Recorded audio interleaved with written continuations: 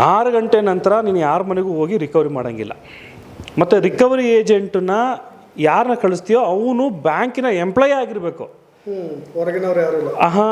ಇವಾಗ ನೀವು ಕ್ರೆಡಿಟ್ ಯಾವುದೋ ಒಂದು ಕೋಆಪರೇಟಿವ್ ಬ್ಯಾಂಕ್ಸ್ಗಳಲ್ಲಿ ಸಾಲ ವಸೂಲಾತಿಯ ವಾಹನ ಅಂತ ಒಂದು ಹೋಗುತ್ತೆ. ಅದರಲ್ಲಿ ಅವನು FDA SDA ಅಲ್ಲಿರ್ತಾನಲ್ಲ, ಕೆಲಸ ಮಾಡ್ತಾನಲ್ಲ, ಆತನೇ ಹೋಗ್ತಾನೆ ಸರ್. ಇಲ್ಲಿ ಆ ಥರ ಮಾಡಲ್ಲ. ಇವರು ಔಟ್ಸೋರ್ಸ್ ಮಾಡಿರ್ತಾರೆ ಬ್ಯಾಂಕವರು. ಯಾರಿಗೆ ನಿಮ್ಗೆ ಹೇಳದ್ನಲ್ಲ, ಯಾರೋ ಒಂದು ಗ್ಯಾಂಗ್ಗಳಿಗೆ ಔಟ್ಸೋರ್ಸ್ ಮಾಡಿಬಿಟ್ಟಿರ್ತಾರೆ, ಒಳ್ಳೆ ಮಾಸ್ ಇರೋರಿಗೆ. ಪಾಪ ಅವ್ರದ್ದೇನು ತಪ್ಪಿಲ್ಲ, ಹುಡುಗರಿಗೆ ಕೆಲಸ ಸಿಗುತ್ತೆ. ಬಟ್ ಅವ್ರಿಗೆ ನೀವು ಬ್ಯಾಂಕಿಗೆ ಕರ್ಕೊಂಡು ಮಾಡಿ ಅಂತ ನಾನು ಹೇಳ್ತಾ ಇರೋದು.